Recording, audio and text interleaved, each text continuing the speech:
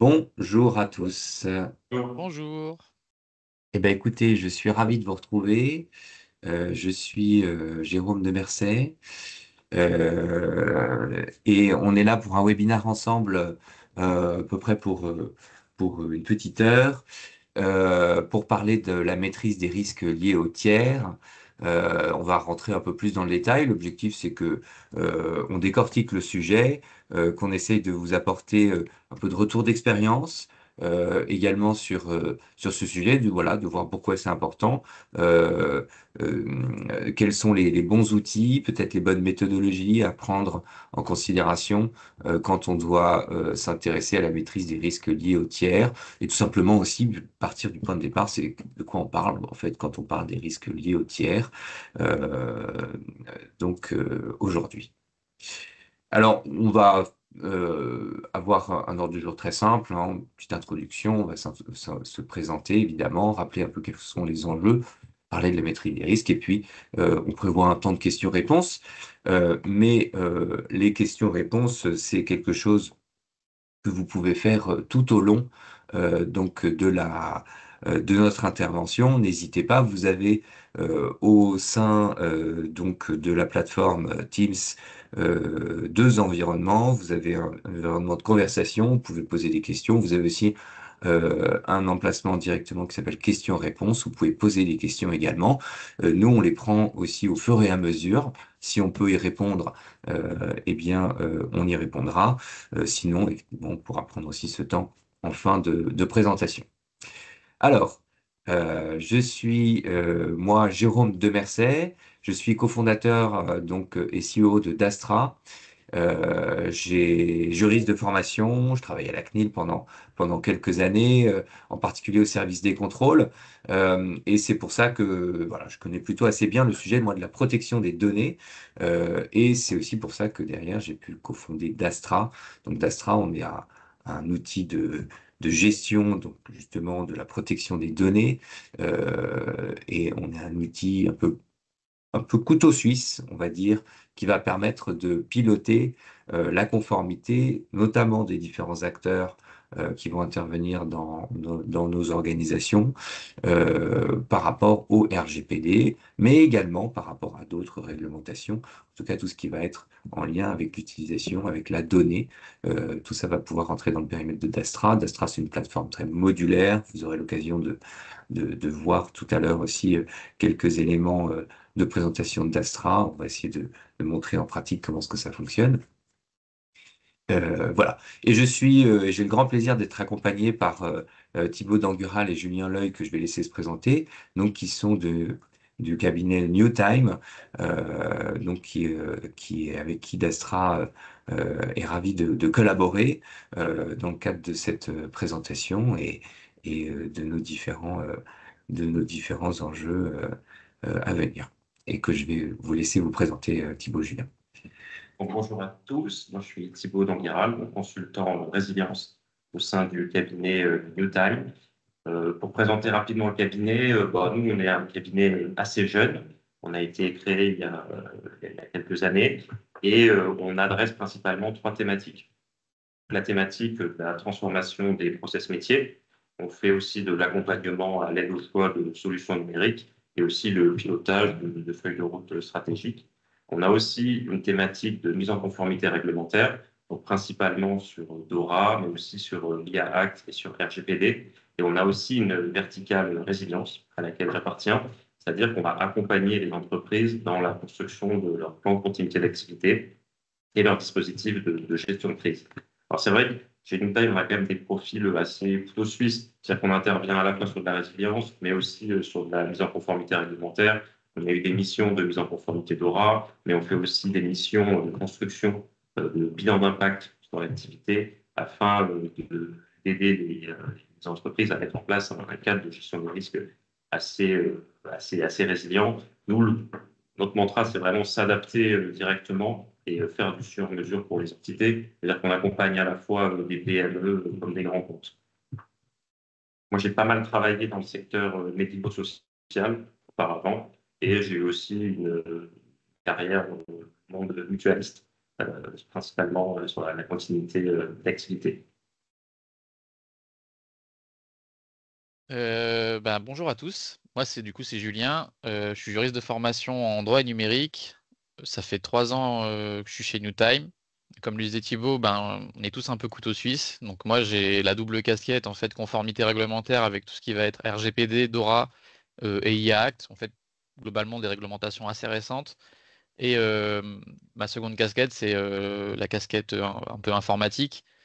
Donc avec tout ce qui va être assistance à maîtrise d'ouvrage, gestion du changement, etc.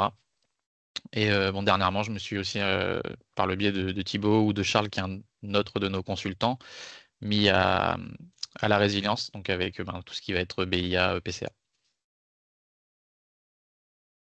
Merci. Ouais, vas-y. Alors, dans l'idée, hein, vraiment, pour reprendre aussi ce que disait Jérôme, c'est vraiment qu'il y ait un échange. Nous, on ne veut pas que ça fasse trop magistral, hein, ce webinaire. Il faut vraiment que vous n'hésitiez pas à poser vos questions dans le chat, même directement à nous interpeller, parce que vous avez sûrement des questions par rapport à la gestion des risques liés aux tiers, notamment peut-être par rapport à la dernière réglementation qui est sortie d'Ora. Voilà, il ne faut pas hésiter à intervenir et à vous poser des questions. On essaiera d'y répondre. Voilà, exactement. Imaginez que on est dans une salle non numérique, mais qu'on est dans une salle tous ensemble et que voilà, vous avez la possibilité de prendre la parole. N'hésitez pas. Euh, alors, rapidement, si on peut continuer le sujet, c'est finalement quels sont les enjeux aujourd'hui de la gestion des risques tiers, des tiers, et surtout finalement de quoi on va parler hein, en réalité hein, quand on va parler des risques relatifs aux tiers. Je vous ai mis ici quelques éléments, regroupés un peu dans grosses dans trois grandes catégories d'enjeux. Notamment, on va retrouver en premier des enjeux opérationnels, évidemment, vous l'avez vu, des enjeux financiers qui sont liés aux enjeux opérationnels, et puis toujours, évidemment, liés également à ces enjeux-là, des enjeux stratégiques, réputationnels, euh, associés à ces tiers. Ici, c'est pas l'idée de faire une liste un peu à la Prévert, mais vous avez ici quelques éléments qui vont vous permettre d'avoir un ordre d'idée. Si on rappelle, peut-être Thibaut, justement, euh, de quoi on parle quand on parle des tiers, en fait. Euh, C'est vrai que les tiers, finalement, la maîtrise de la gestion des risques liés aux tiers, c'est la définition, elle est relativement simple, relativement triviale. C'est finalement tous les outils, tous les processus, toutes les procédures que vous allez mettre en place au sein de vos entités pour déjà pour identifier, mais aussi pour évaluer et pour maîtriser les risques liés à votre sous-traitance. Parce que de plus en plus, les entités ont recours à de la sous-traitance. Bon, ça s'explique, pareil, de manière assez triviale. Hein.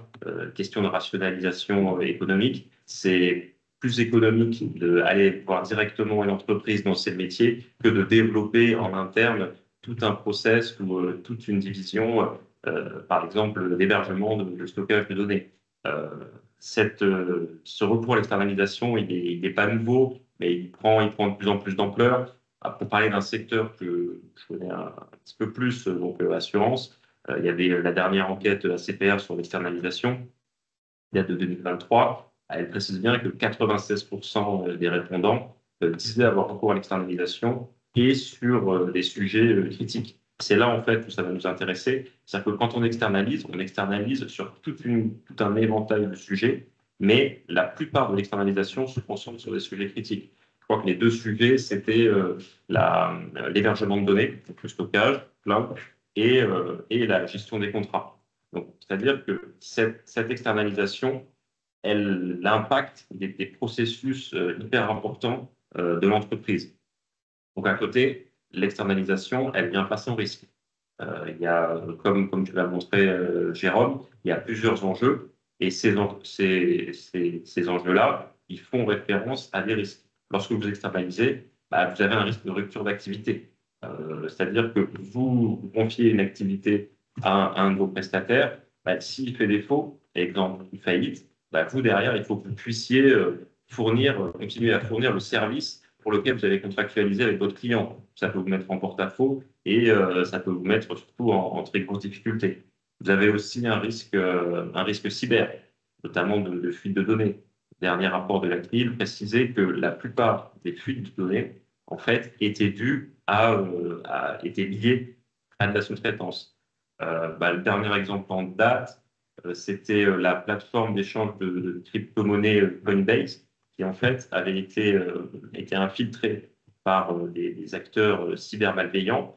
En fait, ces acteurs, ils sont passés par le prestataire de Coinbase, donc le prestataire qui allait sous-traiter leur service client en Inde, et ils ont donc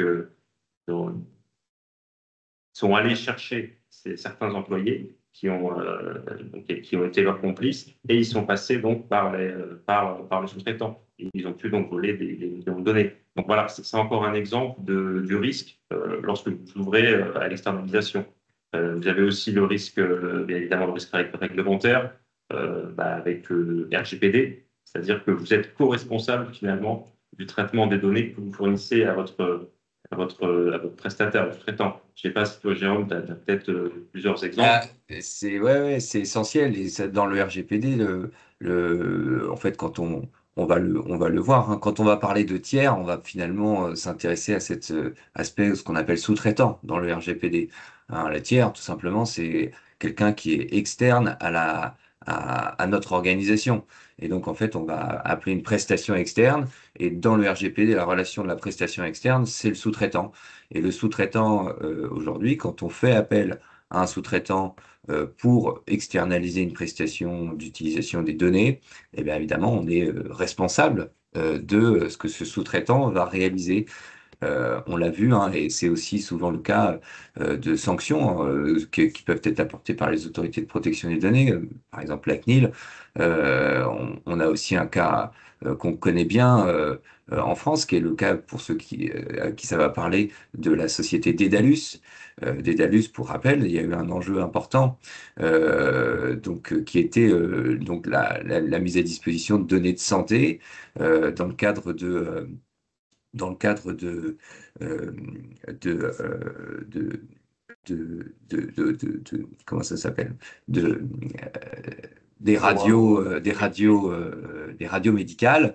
Euh, et, euh, donc, euh, le logiciel de Daedalus présentait un défaut de sécurité qui a permis une fuite de données, en particulier avec des données médicales, mais aussi l'utilisation du NIR, du numéro de sécurité sociale, et ainsi de suite. Et donc on voit que ces clients, finalement, ont peut-être sous-estimé le risque, ou en tout cas n'ont pas suffisamment évalué le risque qu'il y avait à utiliser leur outil, ou en tout cas à s'assurer que les mesures de sécurité, peut-être que l'éditeur apportait, étaient suffisamment mises en place. Et donc derrière, il y a eu il y a eu effectivement une énorme fuite de données, hein, de plusieurs centaines de milliers de personnes, donc qui a fait pas mal de bruit. Et là, pour le coup, il y a eu une sanction de la part sur l'éditeur, qui a pu arriver là-dessus. Mais tous les responsables, finalement, ce sont aussi ceux qui font appel donc aux sociétés tierces, puisqu'ils vont porter la responsabilité vis-à-vis de leurs clients finaux, hein, vis-à-vis des individus. Et ça, c'est évidemment extrêmement important. On peut avoir, sans le vouloir vraiment, eh bien, des enjeux là-dessus réglementaires associés à des prestataires. Dans le RGPD, les sous-traitants, il y en a partout. C'est pour ça que cette relation, elle est extrêmement encadrée. On le voit, il y a des obligations spécifiques d'avoir un contrat avec un certain nombre de clauses, justement, qui vont encadrer la relation de sous-traitance de manière très forte, et donc y compris le pilotage de ces sous-traitances par des audits de la part donc, du responsable de traitement. Et donc on voit que ça, c'est vraiment essentiel au niveau du RGPD en particulier. C'est vrai que ce risque réglementaire, il est essentiel parce qu'il expose l'entreprise à des sanctions importantes et il y a aussi le risque image. C'est-à-dire que lorsque vous sous-traitez, vous liez finalement avec l'image de votre prestataire. Parce que, un exemple, bon, je pense que connaître, qui date un peu, mais qui est toujours parlant. C'est l'exemple de la viande de cheval dans les lasagnes de bœuf Findus. Donc Findus, le géant suédois, est pris à partie, est pointé du doigt par les autorités britanniques, parce que suite à des contrôles, ils s'aperçoivent que la plupart de leurs lasagnes de bœuf sont en fait faites avec de la viande de cheval. Donc là, c'est un peu la stupeur chez Findus. Ils se retournent vers le prestataire français Comigel, qui lui-même se retourne vers le sous-traitant auquel il a acheté la viande, qui est donc Spanghero, et qui lui-même explique qu'il a acheté la viande en Roumanie, la viande en Roumanie, en passant par deux intermédiaires, un néerlandais et un chypriote. Donc finalement, on se rend compte que l'opacité de cette chaîne de sous-traitance, elle peut éclabousser, en fait. C'est-à-dire que dès qu'on se rend compte qu'il y a un dysfonctionnement dans la chaîne, ça éclabousse tous les acteurs de la chaîne. Finalement, ce qui s'est passé, c'est qu'il y a eu une défiance durable vis-à-vis des plats préparés, en particulier chez nos amis de Findus. Et il y a eu aussi des pertes monumentales en millions d'euros pour le secteur. Donc finalement, même si vous n'êtes pas responsable, parce qu'évidemment ce n'est pas Findus qui avait demandé à mettre de la viande de cheval moins chère au lieu de la viande de bœuf, et finalement il est éclaboussé par ça, parce que derrière il y a un défaut aussi de vérification et même sûrement un défaut de connaissance de la chaîne de sous-traitance. C'est ce qu'a montré l'enquête, c'est qu'il y a des audits qui étaient pas faits ou qui étaient faits de manière assez simple, assez labile. Et qui plus est, il n'y avait pas non plus de vérification vis-à-vis des sous-traitants. Notre enseigne que vous connaissez tous sûrement, c'est l'enseigne Picard, qui travaillait aussi avec Comigel, mais qui, suite à certains dysfonctionnements, avait demandé à Comigel de ne plus travailler avec l'entreprise Spanghero, qui a un peu blacklisté l'entreprise. Picard s'est aperçu qu'en fait, ils avaient eu des produits de cette entreprise. Même si leur cahier des charges demandait expressément à ce qu'il n'y ait pas de travail avec cette entreprise, ça a quand même été fait. Donc là, c'est là où on se pose la question de finalement écrire, contractualiser, c'est bien, et derrière, il faut avoir quand même cette vérification, ces audits réguliers, et qui soient aussi faits de manière indépendante. Donc ça, c'est toute la difficulté dans la gestion des tiers, c'est d'arriver à en avoir un pilotage global. Parce que finalement, c'est vrai que bon, c'est assez un peu simple, des fois de dire bon, il faut un peu il y a qu'à faucon, et derrière, il faut quand même arriver à vérifier ce qu'on fait. Là, l'idée, c'est de se dire bon, premièrement, connaître mes tiers, connaître toute la chaîne de sous-traitance. C'est vrai que ce qu'on préconise finalement, lorsqu'on a des missions de ce type, c'est d'établir une cartographie des tiers exhaustive et qui soit aussi qui permettent de savoir, de relier les tiers entre eux et les tiers aux différentes directions métiers. En effet, il faut qu'il y ait une gouvernance, c'est-à-dire que vous, dans votre coin, vous ne pouvez pas, je ne sais pas à quel niveau gérer vos tiers, ça peut être au niveau de la direction des risques, ça peut être au niveau de la direction juridique, au niveau de la direction des achats, mais il faut qu'il y ait une comitologie, il faut que toutes les directions, en particulier les directions métiers, soient embarquées dans ce processus. Et C'est un peu le finalement, sujet de la gouvernance, en fait, hein, qui est essentiel là-dessus, comme dans tout, hein, dans tout sujet. Mais en fait, est-ce que justement, euh, est-ce que tu as un bon exemple de bonne gouvernance qui marche bien? J'imagine que ça dépend évidemment des entreprises, des organisations, de comment est-ce qu'elles fonctionnent, de la taille aussi des entreprises. Mais est-ce qu'on arrive à trouver quand même quelque chose qui soit assez euh, à la standardisée, où on peut se dire ben, comment est-ce que comment je m'assure au moins est-ce que déjà peut-être il y a aussi des exigences réglementaires parce qu'on voit que de plus en plus le législateur va imposer un certain nombre d'outils à mettre en place en interne bah, pour s'assurer du respect des règles. Est-ce que des systèmes de gouvernance sont imposés par des régulateurs, par exemple? Et sinon, bah, est-ce qu'il y a des modèles de gouvernance qui sont plus préconisés que d'autres?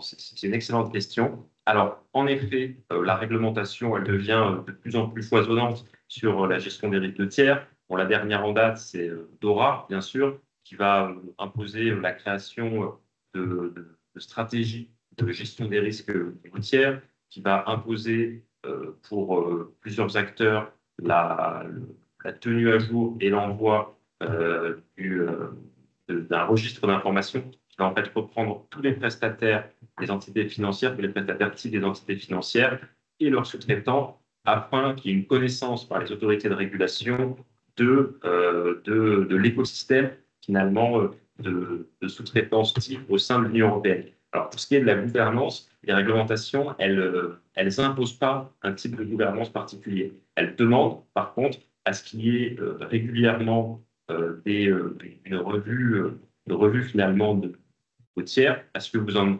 ayez la connaissance et que vous les pilotiez. Mais elle ne vous dit pas il faut faire de telle manière, il faut faire de telle autre manière. Par contre, c'est vrai que ce qui est primordial, ce qui est des fois peut-être pas le plus facile, c'est d'avoir l'aval de votre direction générale.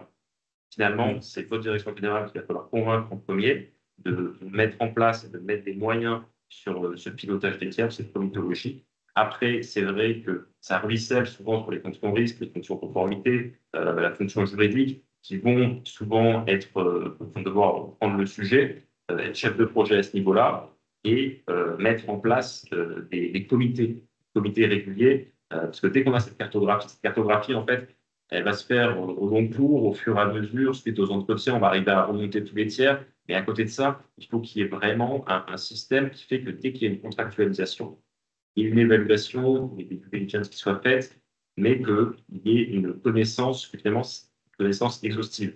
Qu'à chaque fois qu'on a un nouveau prestataire, il soit intégré à notre registre de prestataires, à notre cartographie. Et ça, c'est vrai que ce n'est pas quelque chose qui est explicité par les textes, mais derrière, c'est aux entreprises, aux entités, en fonction de leur taille, en fonction de leur organisation, de manière donc proportionnelle, à se mettre en état de marche et à produire et à arriver à piloter ça.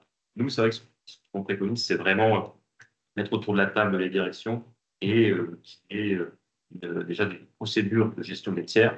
Alors, c'est demandé, par exemple, par solvabilité 2, on vous demande une politique écrite d'externalisation. Ouais. Et parce que en fait, les tiers, on en a un peu partout. Enfin, je veux dire, il y a plein de réglementations qui vont exiger finalement qu'on soit responsable de ce qu'on fait dans des secteurs d'activité. On a dit DORA, mais il y a aussi effectivement le RGPD. Là, on a NIS 2 qui arrive avec toute la partie sécurité informatique. On va avoir effectivement, alors dans des secteurs bancaires, solvabilité 2, etc. Et puis donc le règlement sur l'IA aussi pour tous ces prestataires. Finalement, derrière, ça peut être pas mal de gens un peu différents qui sont ensemble. Nous, chez Dastra, on aime bien les DPO. On fait un outil aussi qui est pas mal fait pour les DPO. On pense que les DPO, ils peuvent centraliser pas mal d'informations, mais ils peuvent pas travailler tout seuls. Hein, il y a ce côté chef de projet, je pense que tu l'as dit, c'est essentiel là-dessus, parce que généralement, ce qui transparaît quand on va avoir une relation avec un tiers, mine de rien, on va toujours avoir un contrat, la plupart du temps. Alors, si vous n'avez pas de contrat avec vos tiers, franchement, je vous invite vraiment première chose, à avoir un contrat. Mais en tout cas, et souvent, là où on va voir finalement toutes les briques, un peu des personnes impliquées, en tout cas des métiers, voilà, ou des réglementations appliquées avec ce tiers, et ben, ça va se traduire dans le contrat. Dans le contrat, on va retrouver ben voilà, une brique RGPD avec le DPA, on va retrouver peut-être une brique Sapin 2 sur la corruption, on va retrouver une brique RH même, parfois, on va retrouver une brique, je sais pas, sur assurantiel, bancaire, etc., sur les systèmes d'IA, et ainsi de suite. Et en fonction effectivement du prestataire, du contrat, on va voir ça. Donc finalement, on voit que l'ensemble des personnes impliquées découle de ce contrat. Alors, parfois, bah, justement, c'est peut-être trop souvent les juristes tout seuls qui sont aux achats ou dans les directions juridiques qui vont un peu porter ce sujet, sans forcément qu'il y ait derrière la question du risque en amont qui soit traitée. Alors, là-dessus, quelle implication finalement des différentes personnes? Est-ce que les juristes, par exemple, dans les entreprises, à quel moment ils devraient être impliqués dans cette gestion des risques tiers? Parce qu'en fait, on voit bien qu'à la fin, bah, moi, et d'expérience, hein, vraiment, le contrat, il est négocié après. Alors, parfois, ça arrive, hein, bah, peut-être pas tout le temps, mais dans beaucoup de situations. Ah, mais attendez, on a justement l'audit ou alors la revue peut-être par les juristes de l'entreprise sur les différents outils. Et puis, bah, on se réveille un peu tard, on se dit, bah, attendez, mais le contrat, bah, non, mais en fait, il faut modifier les clauses, il faut revoir tout un certain nombre de choses. Comment on peut faire pour que ça marche mieux, un peu cette partie-là? Alors là-dessus, c'est vrai que souvent c'est une question d'organisation au sein de l'entreprise. Alors souvent, ce qui se passe, c'est que ça se fait de manière informelle, c'est-à-dire que voilà, bon, vous avez des relations interpersonnelles au sein de votre entreprise. Donc, quand il y a une direction métier qui va mettre en place un bon contrat, bah, elle sait voilà qu'il faut qu'elle vous contacte au niveau juridique, mais c'est pas défini. En fait, ce qu'il faut, c'est mettre en place un campus documentaire autour de ça, mettre en place une procédure de gestion de projet pour se dire, bon, pour arriver à se dire, bon, bah, les étapes de la gestion de projet, j'ai tel besoin, il faut que je contacte telle personne pour qu'on se mette autour d'une table et pour qu'on sache déjà les prérequis avant de choisir le prestataire, qui est une évaluation des risques, soit des risques opérationnels, mais aussi des risques SI. Il faut par exemple, si vous avez un RSSI qui puisse être disponible pour les gros projets, parce que mine de rien, aujourd'hui, au niveau de la réglementation, en particulier l'ORA, vous avez cette demande de surveillance de vos prestataires importants et critiques. Donc, ces prestataires, il faut d'abord arriver à les évaluer, à les définir. Ça, c'est vrai que si je peux vous préconiser bien une chose, c'est d'évaluer les prestataires à travers les bilans d'impact sur l'activité que vous faites dans vos entités. C'est-à-dire que lorsque vous allez hiérarchiser la criticité de vos activités, parce que vous allez vous intéresser finalement à quelles sont mes activités les plus critiques, qu'est-ce que je dois conserver, qu'est-ce que je dois relancer le plus rapidement en cas de rupture d'activité, ces activités, très souvent, elles ont bénéficiaires de prestations de sous-traitance et il faut donc connaître les différents sous-traitants qui soutiennent ces activités. Et là, vous avez déjà une première idée. Vous savez que les sous-traitants qui soutiennent vos activités les plus critiques, bah, par, par effet, par percolation, ils vont être critiques aussi. Vous avez déjà une première idée. Donc voilà, l'idée, c'est vraiment de mettre en place ce cadre de gestion des risques global et de l'appliquer à vos politiques de gestion de projet pour arriver en fait à mettre tout le monde autour de la table avant que le contrat soit signé. Qu'on n'ait pas finalement, le but c'est pas de mettre le contrat sous le nez du juriste dès lors qu'il est ficelé, on lui demande juste, tiens, regarde, tu as 2 jours pour regarder s'il n'y a pas si tout est bon. Non, en effet, ça c'est pas la bonne méthodologie là-dessus. Ouais, ouais, ouais, c'est important. Ouais. Parce que, en fait, c'est toujours variable selon le niveau de risque, en fait, le niveau de criticité des C'est ça. acteurs, et c'est à ça qu'il faut arriver à bien déterminer. Alors, parfois, euh, on est aidé par les réglementations, hein. On pense aussi en fonction de l'objet. Si on prend, par exemple, des acteurs essentiels dans notre activité, parce qu'ils font tourner notre business, tout simplement, ça peut être un élément, un des critères. Mais ça peut être aussi en fonction des données, et là plus dans la partie RGPD, des données qu'on va confier à ce prestataire, par exemple, si on lui donne des données sensibles, si on lui donne un très grand nombre de données, évidemment le niveau de risque va être plus élevé et le niveau d'exigence qu'on va lui apporter va être aussi important là-dessus. Ouais. Je voyais une question d'illustrer avec quelques exemples visuels. Alors oui, on peut vous montrer dans d'Astra, justement, comment est-ce qu'on peut faire une telle chose. Et puis, il y avait une autre question en parallèle, le temps que je le présente, c'est est-ce qu'il y a des textes qui imposent un registre? Et là, on parle plutôt d'un registre des prestataires. Alors, peut-être juste sur le registre des sous-traitants. Sachez que souvent, dans le RGPD, on parle du registre des sous-traitants.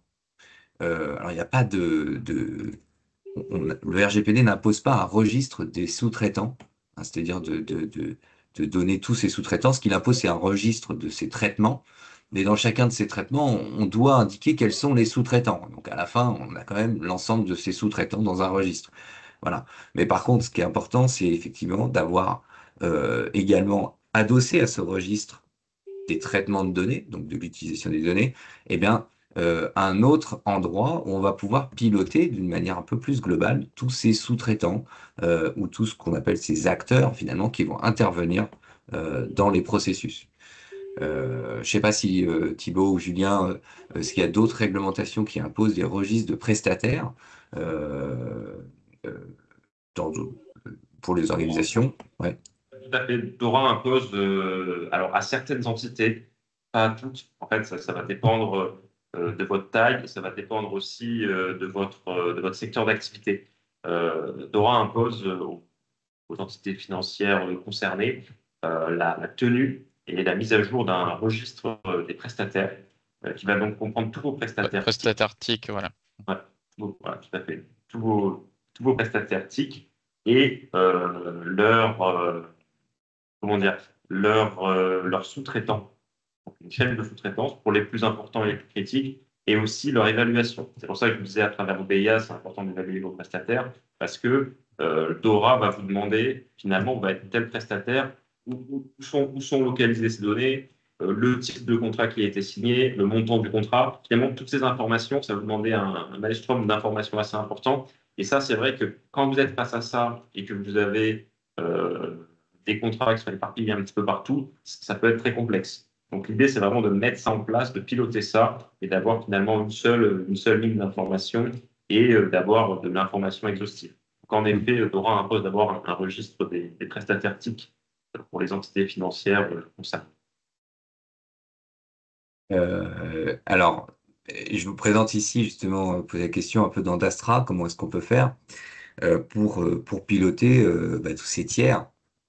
C'est-à-dire que vous voyez là un petit exemple aussi d'un tiers qui peut être ce qu'on appelle les courtiers de données, qu'on peut utiliser pour aller récupérer des informations et ben, parfois aussi utiliser des courtiers de données dont finalement l'usage des données n'est pas conforme à la réglementation peut aussi amener à un risque important. Ben là, on a ici un des courtiers qui a été sanctionné, par exemple, parce qu'ils n'ont pas respecté les règles de consentement. Cela peut aussi avoir une influence sur vos propres traitements de données, puisque si jamais vous avez des données qui sont achetées, par exemple, à travers un courtier de données, mais derrière que le consentement n'est pas bien recueilli, bah, vous ne serez pas en mesure de prouver que vous avez bien recueilli le consentement et de facto, bah, vous aurez un- la possibilité aussi eh bien, d'avoir soit un contrôle, soit une sanction derrière, mais aussi de pouvoir aussi avoir des enjeux contractuels, des clients qui se, qui vont vous mettre en défaut parce que vous ne respectez pas les conditions contractuelles, parce qu'aujourd'hui, dans les contrats, bah, on prévoit qu'il y a l'obligation de respecter les règles de disposition du RGPD. Dans Dastra, vous avez ici un certain nombre de modules et vous voyez, vous avez par exemple le registre de vos traitements où on va retrouver ce que je disais, l'ensemble des informations concernant les traitements. Et dans ces traitements, on va retrouver l'ensemble des destinataires qui sont par exemple des sous-traitants. Hein, donc ce sont ces acteurs tiers à laquelle qu'on va appeler là-dessus dans le cadre de ces traitements. Et ces acteurs sont référenciés dans ce qu'on appelle des référentiels à travers cette cartographie-là. Et donc, on va avoir tout un système ici de référentiels qui va nous permettre de lister l'ensemble des acteurs impliqués dans l'usage de nos données. Ici, cette liste-là, ça peut être aussi utilisé de manière indépendante du registre du traitement. Par exemple, c'est des acteurs qu'on va retrouver dans d'autres modules, que ce soit à travers l'utilisation de questionnaires, et là, c'est une des méthodologies qu'on peut utiliser, par exemple, pour faire des audits, à travers ces tiers, ces prestataires, c'est de leur envoyer simplement un questionnaire. Aujourd'hui, on a des questionnaires Excel ou on a d'autres questionnaires en format Word. Et ben, aujourd'hui, on peut aussi passer par des outils qui permettent, comme Dastra, bien, de faciliter la mise en place de ces récurrentes de ces questionnaires et puis surtout d'amener des éléments de preuve. C'est toujours pareil, c'est jusqu'où on va dans l'exigence de la vérification bien du respect de notre contrat, par exemple. Eh bien, on va jusqu'à exiger des éléments de preuve. On a donc ici une liste de nos prestataires que l'on va pouvoir facilement retrouver, facilement manipuler, donc à travers différents filtres, différentes colonnes, et ensuite en particulier avec les différentes informations qu'on va avoir dedans. Ici, par exemple, alors c'est quelque chose de totalement fictif, hein, vous avez ici mon prestataire SIRH, par exemple, eh bien, je vais pouvoir indiquer un certain nombre d'informations, tout simplement le mettre peut-être aussi une classification dans un tag, pour dire, par exemple, qu'il s'agit du domaine RH, tout simplement, et donc regrouper l'ensemble de mes prestataires, peut-être par grande famille d'activités, ce qui me permet aussi d'avoir une vue consolidée de l'ensemble de mes tiers, donc répartis dans mon entreprise. Je vais également pouvoir donner un niveau de criticité. Est-ce que c'est un élément, un tiers critique, un tiers plutôt faible en termes de criticité? En cas d'un SIRH, par exemple, on peut considérer que c'est élevé.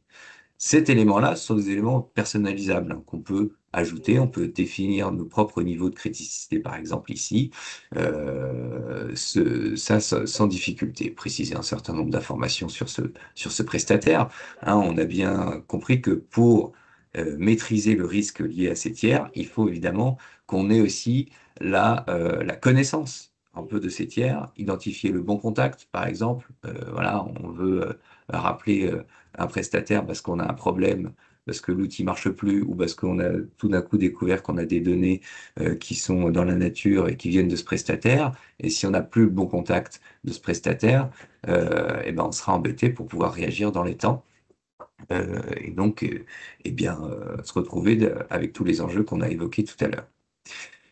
On va pouvoir aussi intégrer ici la notion de sous-traitant ultérieur. Alors ça, c'est plutôt dans le cadre de la chaîne de sous-traitance, hein, ce qu'on évoquait aussi dans une moindre mesure avec l'histoire de Findus.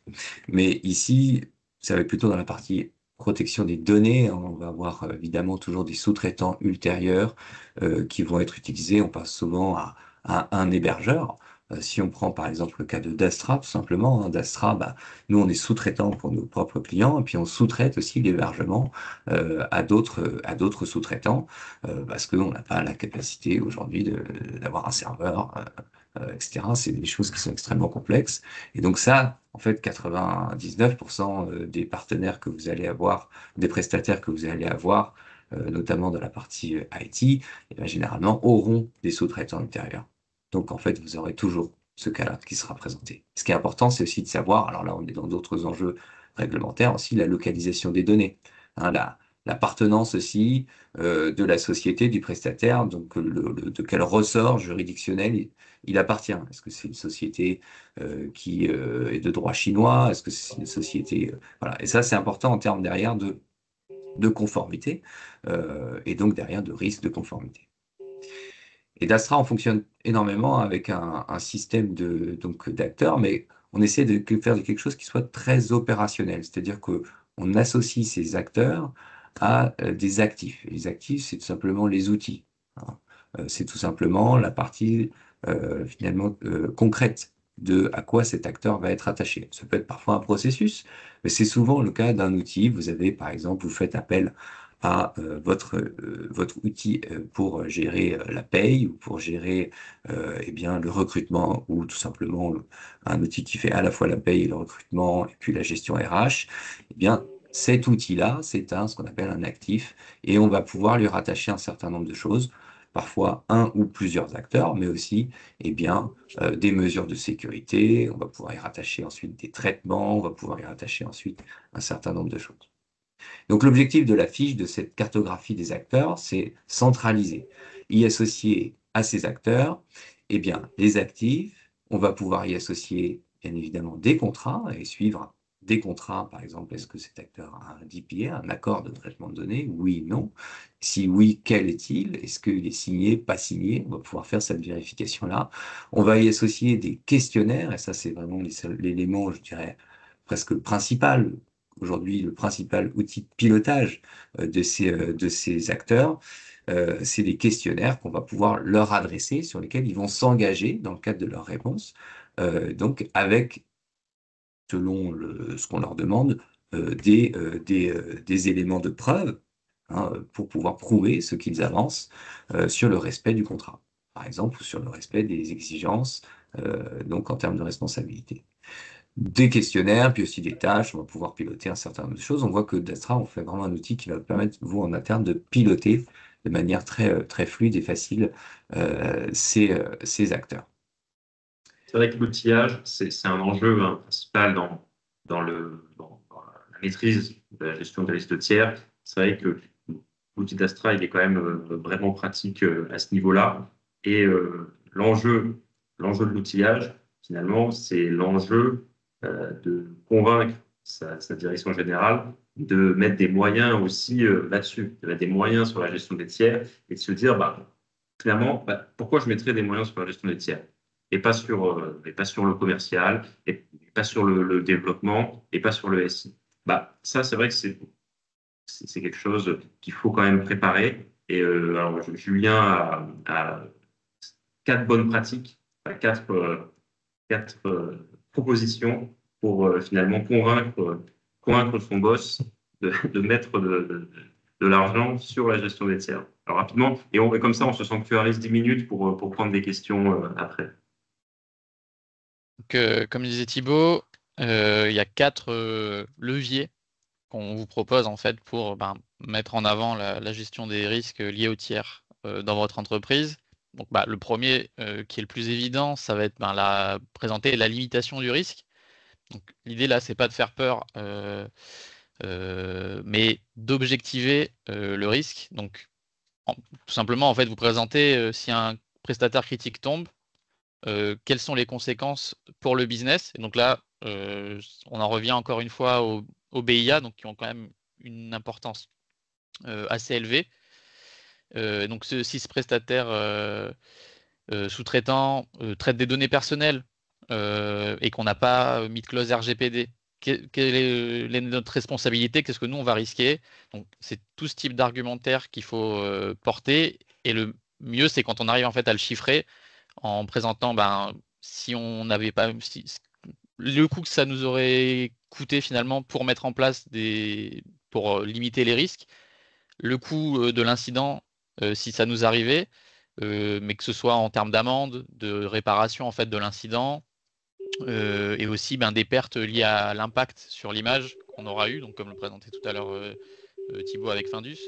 Donc, l'objectif de cette première étape, c'est en fait de montrer que de traiter la non-conformité en fait coûte moins cher que de ne pas la traiter. Il Thibaut, y a je un crois qu'il y a un problème. petit écho là. Hop, Non. Il y a un problème de le bruit? micro. Ouais. Ouais. Cool. Voilà, là c'est bon. Le second levier, donc, c'est appuyer sur la dimension business. Donc, en fait, ce levier, il est efficace parce qu'il faut convaincre la direction, mais il y a aussi finalement convaincre les métiers parce que ils sont habitués parfois à des outils et les faire changer, c'est pas chose aisée. Donc, il y a aussi cette part de convaincre les directions métiers en leur présentant des nouveaux outils. Il y a aussi la partie où, en fait, en structurant les tiers, on va rationaliser le portefeuille de tiers et ça va permettre potentiellement de supprimer des doublons. Des fois, on se rend compte qu'en fait, on a 2 solutions. Il y a une solution qui fait aussi, qui a la fonctionnalité pour faire ce qu'un autre prestataire fait. Donc, en se disant, on va récupérer de l'argent sur cette partie-là, on va pouvoir donc investir dans d'autres projets, dans d'autres solutions. Et donc, c'est toujours bien vu de pouvoir faire des économies auprès de sa direction. Et il y a aussi donc dans cette partie, en fait, suivre la performance d'un tiers. Ça va vous permettre en fait d'identifier si un sous-traitant ou un prestataire est sous-performant en fait en termes de ce que vous attendez de lui et de réagir et de vous entourer en fait de partenaires efficaces. Et d'où aussi l'intérêt en fait même en amont en fait avant de traiter avec le prestataire, de l'identifier avec de la due diligence, donc qui peut se faire notamment via Dastra avec les questionnaires, donc plus côté RGPD, mais ces questionnaires en fait peuvent se développer sur tous les axes que vous voulez vérifier en fait auprès de vos prestataires. En fait, c'est un questionnaire que vous envoyez auprès de vos prestataires avec les questions auxquelles vous voulez des réponses. C'est pas que le Et RGPD, hein, du coup, dans oui, Dastra, hein, oui, vraiment là, toutes, effectivement, les questionnaires sont très libres, sont évidemment personnalisables aussi. Donc, on peut ajouter, voilà. Et on a des tas de nous de clients qui utilisent, par exemple, pour Sapin 2, pour Nice 2 déjà, ou tout simplement les règles internes. Hein, on pense aussi, alors c'est plutôt dans les questions des grands groupes, mais parfois vous avez les BCR, les Binding Corporate Rules, où vous avez aussi des obligations de vérification d'un certain nombre de choses. Donc, il faut tout simplement faire ces systèmes-là. euh, donc ça, on en vient au troisième point, donc qui est plus macro ce point, c'est soutenir le pilotage stratégique. Là, l'idée de ce levier, c'est d'avoir une vision claire de la chaîne de sous-traitance, parce qu'en fait, il faut que cette chaîne de sous-traitance, elle soit raccord avec votre stratégie et vos choix, et ça permet aussi en fait d'éviter d'être éclaboussé si on se rend compte que finalement, dans la chaîne de sous-traitance, il y a des sous-traitants qui ne représentent pas les valeurs de l'entreprise. Et y a pas, donc c'est pas juste une logique de conformité, en fait, c'est aussi une logique d'efficience opérationnelle et réputationnelle. Et enfin, donc le quatrième levier, donc c'est proposer une démarche pas à pas. Donc là, l'idée de ce dernier conseil, c'est on ne peut pas viser une transformation complète en un mois. Il est réalisable même avec de grands moyens, en fait, parce que ça demande du temps, des ressources, des personnes. Donc, quand vous proposez une démarche de changement, il faut que l'approche elle soit progressive, qu'elle se fasse sur les mois et années à venir. Et donc, en proposant des jalons, et le premier jalon qui est intéressant à nos yeux, c'est la construction d'une cartographie de tiers critiques, qui en fait est un bon point de départ et qui va se baser sur les BIA. Donc, évidemment, si vous n'avez pas de BIA, le BIA, c'est un bon point de départ. Mais donc, si vous l'avez, vous partez sur une construction d'une cartographie des tiers critiques. Et donc, pas besoin de tout réinventer. Vous vous basez sur les BIA et vous pouvez capitaliser en fait euh, sur les BIA pour construire cette cartographie. Et les BIA, en fait, ce qui est très intéressant, si vous ne les avez pas, c'est que vous allez pouvoir capitaliser dessus sur de nombreux aspects dans la gestion des tiers. Et donc, c'est assez pertinent d'en réaliser. Et c'est quelque chose aussi qui se met à jour, les BIA, parce que forcément les organisations évoluent, donc si votre BIA est trop vieux, c'est pertinent d'en refaire un. Et ce qui est important, ce que je comprends aussi, c'est que c'est aussi de pouvoir avoir un bon reporting, un peu de tout ça, hein. Je pense que pour convaincre, c'est aussi, si on n'a pas de chiffres à montrer ou d'éléments factuels, bah, c'est toujours un peu difficile, quoi. On peut parler dans le vent, mais voilà. Et en tout cas, nous, c'est aussi comme ça qu'on le voit que ça marche bien, et c'est toujours un peu la question de la mesurer un peu le ROI. Parfois, on parle de ça, de la conformité, bon, c'est toujours compliqué, mais on peut quand même retrouver quelques indicateurs là-dessus. Et ces indicateurs, bah, si on n'a pas, nous, c'est pour ça qu'avec l'outil, on pense que c'est vraiment une bonne solution. C'est pas évidemment, je ne vais pas dire le contraire, mais c'est que ça permet quand même d'avoir des indicateurs, des rapports qu'on va pouvoir mobiliser pour présenter régulièrement, soit dans des points, des meetings mensuels ou annuels, à sa direction ou au personnel, aux personnes concernées, qui vont permettre de suivre et puis de voir peut-être aussi de l'optimisation, de voir effectivement qu'il y a quelque chose qu'on peut mesurer et qui arrive à produire des effets. Et ça, c'est, je crois, très important dans l'outillage. Et on posait la question, là je voyais ça, je réagis à ça parce qu'on posait la question dans le chat. À quoi sert cette boussole là dans Dastra? Ce que vous voyez ici, notamment, c'est une partie sur les rapports personnalisés. Et les rapports, c'est vraiment faire parler les données. On a un certain nombre d'acteurs, des tiers. On peut avoir, eh bien, justement, une classification par christicité. On peut avoir une classification effectivement, depuis quand est-ce qu'on a fait le dernier questionnaire d'audit. On peut avoir une classification par score, tout simplement. On dit, ceux-là, voilà, globalement, quels sont ceux qui ont déjà répondu, ceux qui ont répondu et qui ont la meilleure note, etc. Ce qui permet d'aider, parce que souvent, on va se retrouver parfois avec des centaines d'acteurs, donc c'est difficile de faire ce tri de ce point de vue-là. Donc, de manière très opérationnelle, ça va permettre d'amener du reporting et de pouvoir donner des priorités euh, dans le cadre de cette démarche, pas à pas, hein, ce que ça appuie ce que tu disais, Julien, là-dessus. Euh, voilà. Si vous avez des questions, on va peut-être passer directement aux questions, parce que je vois qu'il nous reste quelques minutes. Je crois que j'en avais passé une sur Dastra, Jérôme. Ouais. Chat. Avec Dastra, dans le volet actif, si j'ai bien compris, on peut filtrer par niveau de risque et avoir un visuel rapide que l'on peut exporter. Effectivement, alors on peut très facilement dans Dastra,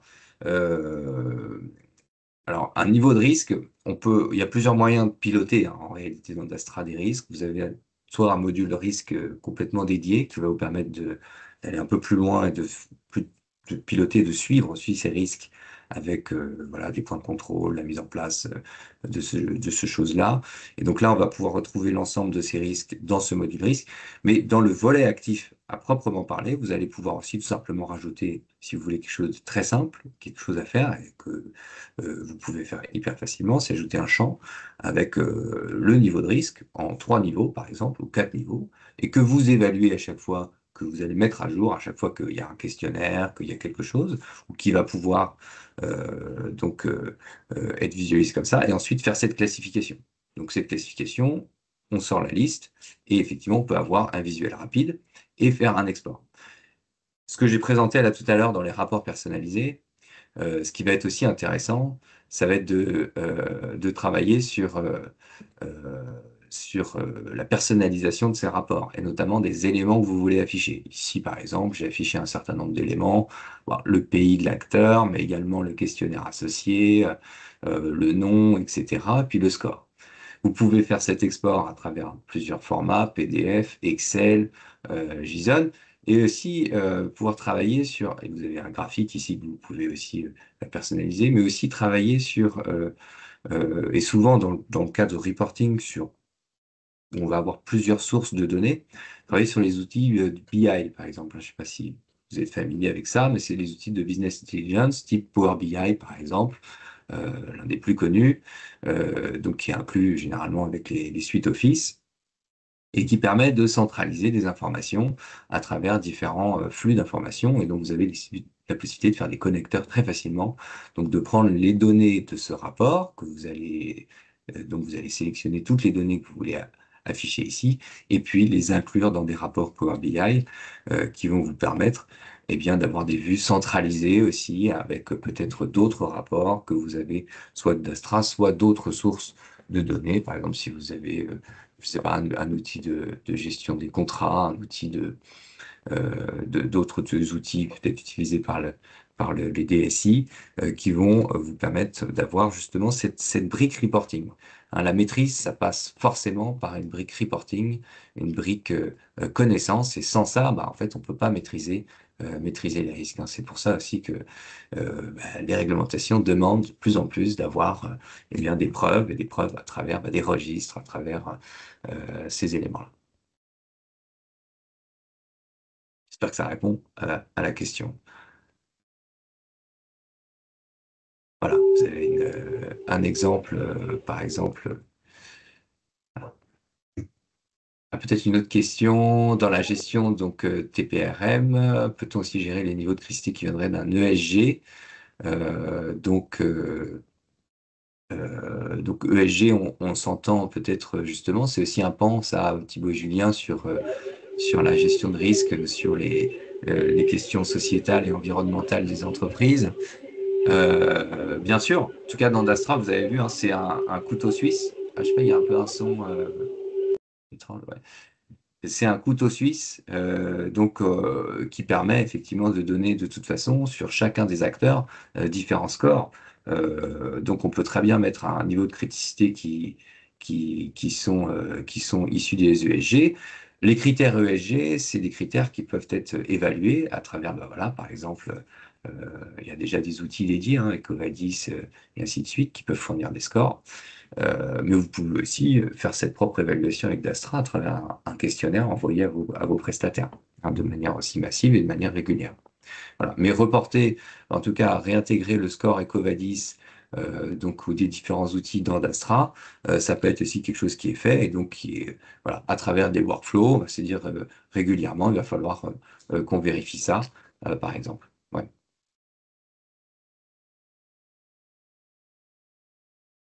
Il y a d'autres questions qui arrivent. Je m'excuse par avance parce que j'ai un petit souci de micro, donc je vais avoir un retour pas hyper agréable.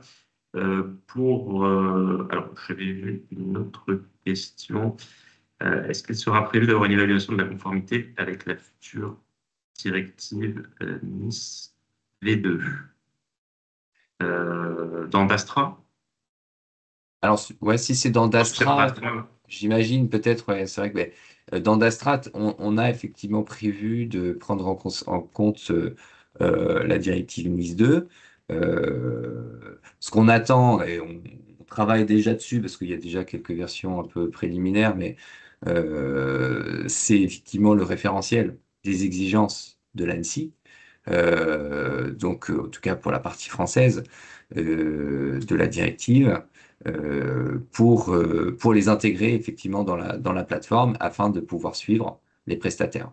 Donc c'est là que c'est intéressant, c'est-à-dire que y compris sur ces acteurs tiers, on voit que bah, en fait ils peuvent être aussi impliqués dans de multiples réglementations. Donc là, on parle des réglementations en Europe, mais même au-delà aussi dans le monde, et qu'il y a des exigences de suivi, et donc ça peut se faire aussi par soit des questionnaires, en tout cas des éléments de pilotage dans cette cartographie, et demain dans d'autres modules aussi sur lesquels on est en train de travailler qui permettront d'aller encore plus loin sur ce sujet-là, mais je vous en dirai plus un peu plus tard. En tout cas, oui, NIS 2, c'est quelque chose qu'on a dans les tuyaux et qu'on va sortir à travers notamment donc des ressources. Là, c'est d'autres questions. Je vois qu'on est à 11 heures. Parfait. Ouais, Dans tous les cas, euh, n'hésitez pas. Enfin, là, on va vous envoyer le support de présentation. Il y a nos contacts. N'hésitez pas à nous faire un mail, à nous contacter ou à nous appeler si vous avez des questions en particulier, si vous avez un besoin particulier d'accompagnement. Voilà, c'est vrai que nous, notre expertise se complète bien avec ce que fait Dastra. C'est quelque chose où nous, on a à cœur d'accompagner les entités dans leur gestion des risques. Et après, avec Dastra, vous avez un peu le combo gagnant qui vous permet directement d'avoir des reportings assez bien ficelés, pouvoir aller pitcher vos besoins à votre direction générale, votre organe de direction. Voilà. Ben, écoutez, il est 11 heures, parfait. Ben, merci à tous. Je vous ai mis ici nos emails si vous voulez nous contacter. N'hésitez pas, hein. Vous avez donc les emails aussi de Thibaut et Julien. On vous renverra ça aussi par mail après. Et ben écoutez, à très bientôt. Merci de nous avoir écoutés. Merci Thibaut, Julien pour votre présentation très claire et utile. On voit que voilà, le conseil est très important parce qu'on partage les bonnes expériences. L'outillage est très important. Parce que sans outils, nous, on considère que c'est difficile d'avoir une bonne maîtrise. Et ensuite, ben, il faut vraiment prendre ce sujet à bras le corps parce que l'avenir aujourd'hui ne va pas se passer des tiers. Merci à tous. Merci beaucoup. Passez une Merci. bonne journée. À Bonne bientôt. journée. Au revoir.